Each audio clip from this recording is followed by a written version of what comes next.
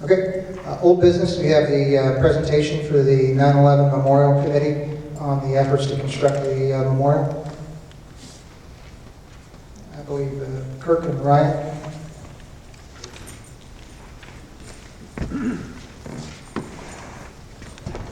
It's pretty weak. I'm not the only one, Ryan? Want me to start this, kick this thing off? Okay. My name is Kirk Morris. You want my address and all that kind of stuff too for the record? Or do you need all that? This is not for public comment. Oh, I just want to make sure. Okay.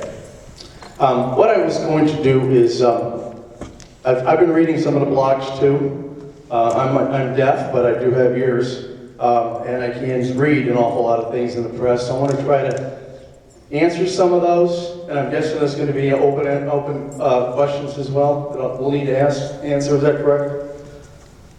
I can't answer them all. It's just, I mean, if you want to answer questions, you can. It's just Okay. your presentation. We can certainly be available for those. Let me start off as to how Wakanda became blessed with the opportunity to have this steel beam in the first place. I've seen that question. Why Wakanda? Why here? And why this particular beam? It's a long story. It traveled 900 miles from New York, New Jersey Port Authority last year by J Freight. But the story begins a lot longer than that, quite a while ago. Back in, I'm a fisherman in Lake Michigan, and my son, Jeff, was with me. He's my first mate. And I entertained a lot of guys fishing, and we were fishing on September 11th, 2001. And we noticed airplanes disappearing from the skies. My wife called me on the cell phone and said, hey, there's a pack going out of New York. You had to turn on your radio, so I flipped it on. And myself and my son and my fishing folks are going, my God, I can't believe this. We need to go to shore. So that's what we did. Put all the tackle up and went to shore. My son was, in 2001, was still quite a young boy. He was, I believe, 14 or 15 years old at the time. And he was shaking. He was visibly upset. And we spent the rest of the day talking about how this was going to change the world. And what his generation might have to ask to do at some point in the near future. And that was his life. That was his story. He signed up to join the military when he turned 17 in the fall of 2002, graduated Warren Township in 2003. 17 other young men from his graduating class joined the Marine Corps. Another 21 joined the Army. From our village, 8 came home in flag-draped coffins. In the summer of 2004, another administration mayor approached me and said, would you like to build a memorial to your son? And I said no, but I would build something for all those that honorably served. And through the next year or so, got a relationship with the fire department and police departments in New York, and they said, hey, did you know pieces of the World Trade Center are available? And I said, no, how do I do it? And they told me. So I went through the procedure, and it took years. But we had to have a plan, we had to have agreement, we had to have court documents, they had to pass ownership to us. It took a long time to plan. And we had this big agreement with the previous administration, and during that time, the administration changed. And so did the arrangements, shall I say, and the attitude of the government of Gurnee. And as you all read in the papers, we ended up going to court. We retrieved our $200,000+ that we invested in that site, and then I looked for new areas and new places for all these parts. Some went to other Gold Star families in California. Some went to Ohio. I pledged the bronze statues to a 4-star General Conway, to a project he has undergoing, and I still have this beam available. And it's a magnificent piece of steel if you've ever seen it. It has scars, bruises, it's got gashes on it, but it wasn't that way when it held up 1,000 feet in the air back prior to it being knocked down. So I had this piece of steel, and it needed a special, special home. And I was at Memorial Day here last year, and I ran into Mayor Mark. I had not really known him before that. And I said, you know, this would be a great spot for it. You got a memorial here, you guys are a very patriotic town. My son, the Young Marines, the Marine Corps League, we march in two or three parades a year here in Wakanda, and we love this town. It's a great opportunity. And so we met, he asked, he said, Kirk, I can't make any commitments. Let me ask around to see if there's an interest. And somehow I think we met another month or two, and he said, you know what, I think we might have a way to get it done. And that's how the whole thing started. It's a magnificent piece of steel. You can see what it represents. And I think he said it fairly well. This changed the foundation of the world. It rocked the world around the world. Anybody and everybody who lives in this community was affected by that as well. One plane hit the Pentagon. That was our military complex. Another plane supposed to hit the government offices, but it was derailed and hit fields in Shanksville. The other two planes hit our economic centers, the World Trade Centers. That beam came from about 2 floors below where the first plane hit. And it tumbled 1,000 feet to the air, traveled 900 miles to Wakanda. That is a very special piece. Get close to it, touch it, you can feel the power and the energy. It's not a talisman, but it's an amazing artifact. And the village of Wakanda is blessed to have it. Fair enough, history?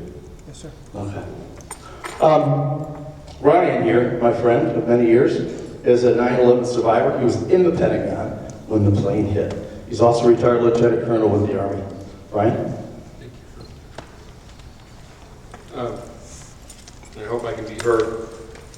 I'm honored to be here tonight, and for those who were in the meeting 2 weeks ago, I won't reprise what I said there, except for one thing.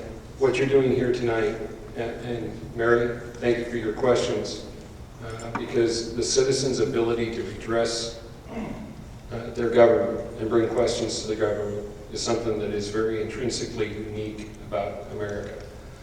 In my 22-year military career, I've served in 33 countries. I patrolled the East-West German border. I commanded a cavalry troop just south of the DMZ in Korea. Taught college in Minnesota and kept Iowa safe from intrusions from Canada. I was a deputy mayor of a community in Germany. So I had those same sort of challenges of dealing with citizens who wanted to ask questions, but in a military community. You all turning out here tonight is a very important thing, and I thank you for doing it. You know, my sadness is that there aren't more people, more folks in the seats. This project I got invited into, and when I first moved out here in 2003, I kind of described myself as the unicorn.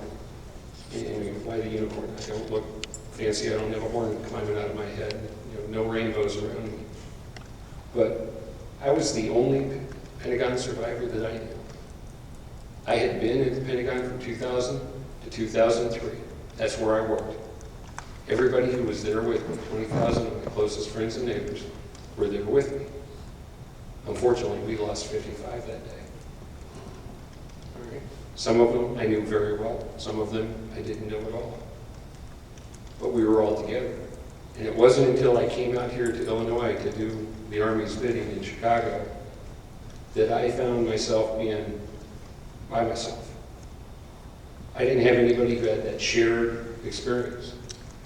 Now we all fall, and if I'm asked to speak publicly, I get asked, or I'll ask the question, anybody here a 911 victim? Some folks will tentatively raise their hand, and I'll try to gently correct. I say, no, you're upright and breathing. You may have lost something, but you're alive. I have a room full of 911 survivors. The difference is proximity.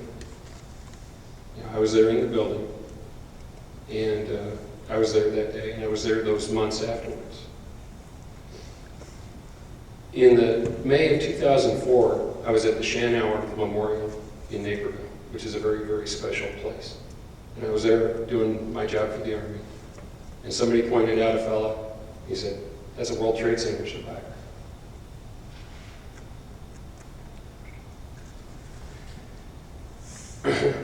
that was like going home. And I'm sorry, I can get a little bit emotional at times. I try not to. I finally had people who I could talk to who had a shared experience. So Joe Ditmar, Mike Dunn, Laura Murphy, Don Baxo. And we met with the families where they had lost their husbands, their wives, their sons, their daughters, those family members. It was helpful in healing for the World Trade Center survivors. It was helpful in healing for me.